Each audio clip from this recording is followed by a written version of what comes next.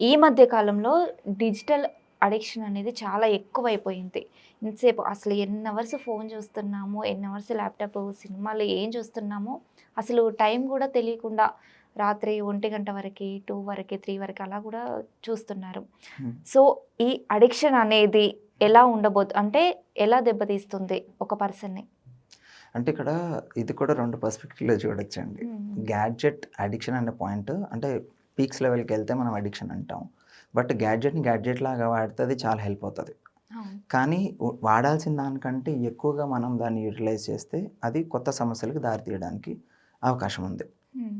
So, మీరు స్పెసిఫిక్‌గా అన్నదానికి మనం ఒక మొబైల్ గానీ, మొబైల్‌లో టీవీ అంటే I mean to say TV గానీ, మొబైల్ గానీ లేకపోతే అందులో చూస్తున్న కంటెంట్ ఏదైతే ఉందో అది చూడగానే మనకి ఒక కైండ్ ఆఫ్ హ్యాపీనెస్ వస్తది. దాన్ని హ్మ్. ఇన్‌స్టాంట్ హ్యాపీనెస్ అంటాం. అవును.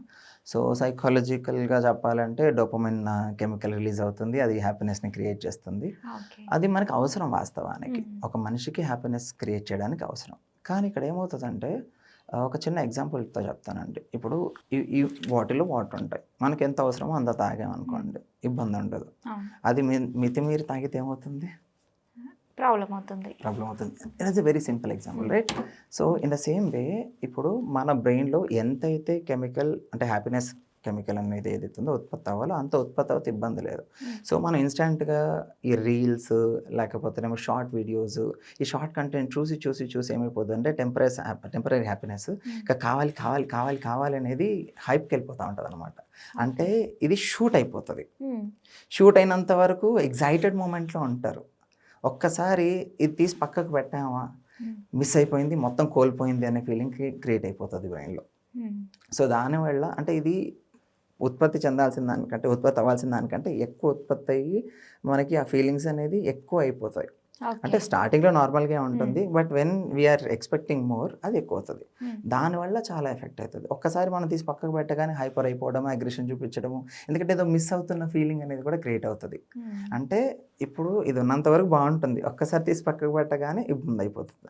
అంటే మనం అర్థం చేసుకోవాల్సిన విషయం ఏందంటే ఏదైనా గానీ ఒక లిమిట్ వరకు ఉంటే అది ఇబ్బంది లేదు.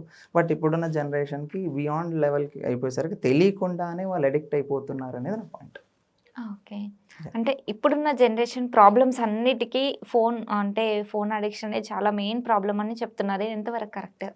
As we discussed one of the reason అని చెప్తాను. There was hmm. Many factors ఒకటే కాదు హ్మ్. చాలా ఫ్యాక్టర్స్ ఉన్నాయి. బట్ ఇది వన్ ఆఫ్ ద ఫ్యాక్టర్ అని అయితే ఒప్పుకోవచ్చు. ఓకే. అంటే చాలామంది ఈ ఫోన్‌కి, గేమ్స్‌కి అడిక్ట్ అయ్యి చాలామంది చనిపోయిన సిట్యుయేషన్స్ కూడా ఉన్నాయి. అంటే వాళ్ళ మైండ్ అనేది ఎలా రన్ అవుతుంది? అంటే సైకాలజీ పరంగా దాన్ని కవర్ చేయొచ్చా?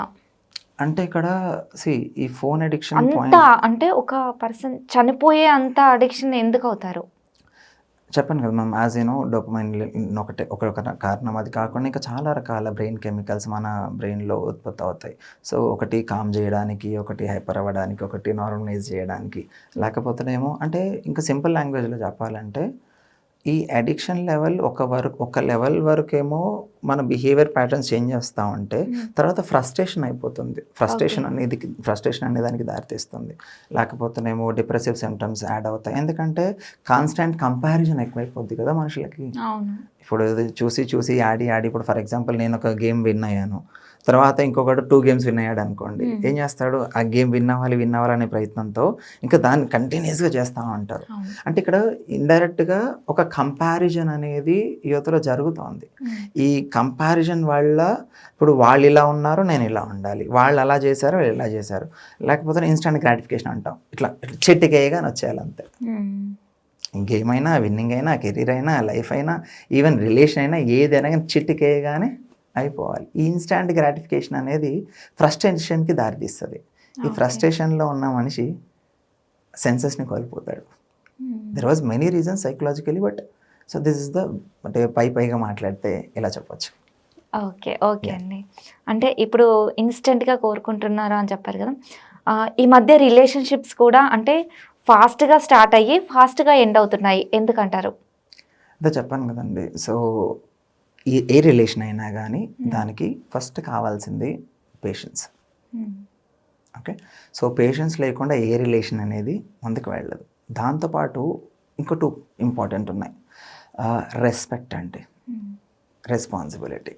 ఓకే. ఇప్పుడు మనం యువతలో చూస్తే రిలేషన్‌షిప్‌ని ఒకలాగా చూడొచ్చు.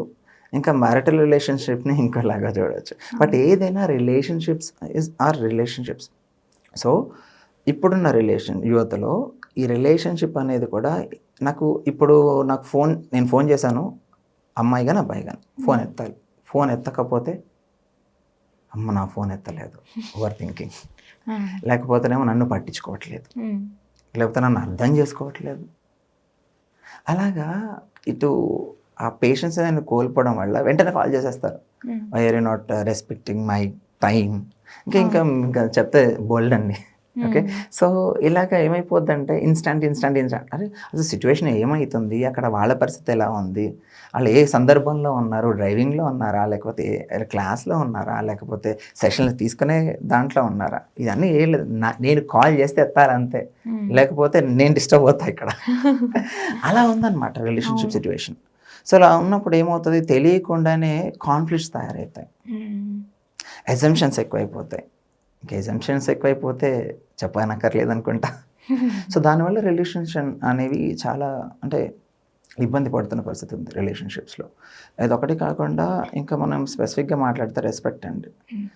అంటే ఒకప్పుడు రెస్పెక్ట్ అనే పదానికి అర్థం వేరు ఉంటుండే. అవును. ఇప్పుడు రెస్పెక్ట్ అనే పదానికి అర్థం వేరుంది. అకార్డింగ్ టు ద సిట్యుయేషన్స్ అన్నీ కూడా మారిపోతున్నాయి. సో, బేసిక్‌గా ఇలాంటి సిట్యుయేషన్స్‌లో ఒక రిలేషన్ అనేది నిలబడాలంటే రెస్పాన్సిబిలిటీ, పేషెన్స్, రెస్పెక్ట్ ఈ 3 బ్యాలెన్స్ అయినప్పుడు ఏ రిలేషన్ అయినా కానీ నిలబడతది. అది వెరీ వెరీ అవును. ఇంపార్టెంట్. ఓకే. అంటే మీరన్నారు గదా! ఒకప్పుడు రెస్పెక్ట్ వేరు, ఇప్పుడు రెస్పెక్ట్ వేరు అని. చాలామంది అంటే ఇప్పుడున్న జనరేషన్‌కి రెస్పెక్ట్ అంటే ఏంటి అని కూడా తెలియట్లేదు. అప్పుడున్న దానికి, ఇప్పుడున్న దానికి డిఫరెన్స్ ఏంటి? అంటే వెరీ సింపుల్‌గా చెప్తానండి. ఒకప్పుడు సిట్యుయేషన్‌లో ఏంటంటే ఒక మనిషి రాగానే లేచి నిలబడాలి. అవును. లేచి నిలబడితేనే రెస్పెక్ట్. హ్మ్. రైట్. సో, ఇప్పుడు అదే ఇప్పుడు ఇంకో మనిషి వచ్చాడు మనకంటే పెద్దవాడే. కానీ నేను లేవలేని సిట్యుయేషన్ ఉంటే? ఆ! నా పర్సనల్‌గా వేరే కన్సర్న్ ఉంటే, ప్రాబ్లమ్ ఉంటే? అవును. ఆఫ్‌కోర్స్ ఎదుటి వాళ్ళు కూడా అదేమి ఎక్స్‌పెక్ట్ చేయరు. హ్మ్. కాకపోతే సిట్యుయేషన్ అంటే ఒక ఎగ్జాంపుల్ చెప్తున్నా మీకు అంతే. ఆ! అయితే ప్రతిసారి జనరేషన్ టు జనరేషన్ ఏమవుతదంటే పర్సెప్షన్ మారుతది. హ్మ్. ఇప్పుడు ఒక మనిషి మనం పిలవగానే వచ్చారు. రాగానే వారికి వాళ్ళు మనకు టైం ఇచ్చారు. మనం వాళ్ళకి టైం ఇచ్చాము. సో, ఆ టైమ్ టు టైమ్ అన్నీ జరిగిపోయాయనుకోండి. అది రెస్పెక్ట్‌ఫుల్‌గా తీసుకుంటాం. అవును. ఇప్పుడు. కానీ ఒకప్పుడు అలా కాదు. ఒక ప్రోటోకాల్ ఫాలో అవ్వాలి. ఆ హ్మ్. ప్రోటోకాల్ ఫాలో అయితేనే ఆ మనిషి రెస్పెక్ట్ ఇచ్చాడు అని అనుకునేవాళ్ళం. So, okay. ఆ ప్రోటోకాల్ ఫాలో అవ్వకపోతే ఈ హ్మ్. మనిషికి చాలా యాటిట్యూడ్ రా! హ్మ్. చూసావా అలా చేశాడు, ఇలా చేశాడు అనేవారు. అవును. సో, నేను జస్ట్ పైనే చెప్తున్నాను గానీ మీకు ఆ పాయింట్ అర్థమవుతుందని నేను అనుకుంటున్నాను. సో, అప్పుడు ప్రోటోకాల్స్ ఎళ్తేనే రెస్పెక్ట్. హ్మ్. కానీ ఇప్పుడు పర్పస్ సర్వైవ్ అయితే అది రెస్పెక్ట్ అవుతది. అవును. యాహ్! అంటే respecting a person is priority now. అంటే ఒకప్పటి దాంతో చూసుకుంటే ఇప్పుడే బెటర్. అంటే అంటే అలా అని చెప్పడానికి లేదండి. ఎందుకంటే సిట్యుయేషన్స్ అప్పుడు పరిస్థితులు వేరు, ఆ కాలమానం వేరు, ఇప్పుడు పరిస్థితులు వేరు, ఇప్పుడున్న జనరేషన్ సిట్యుయేషన్స్ వేరు. అవును. టైమ్ ఈజ్ మెయిన్ ఫ్యాక్టర్ అయింది. అందరికీ టైమ్‌తో పాటుగా పరిగెత్తుతున్నాం మనం కూడా. అవును. సో, కాబట్టి ఎప్పటిది అప్పుడే అంటాను నేను. ఓకే. యాహ్! ఓకే అండి.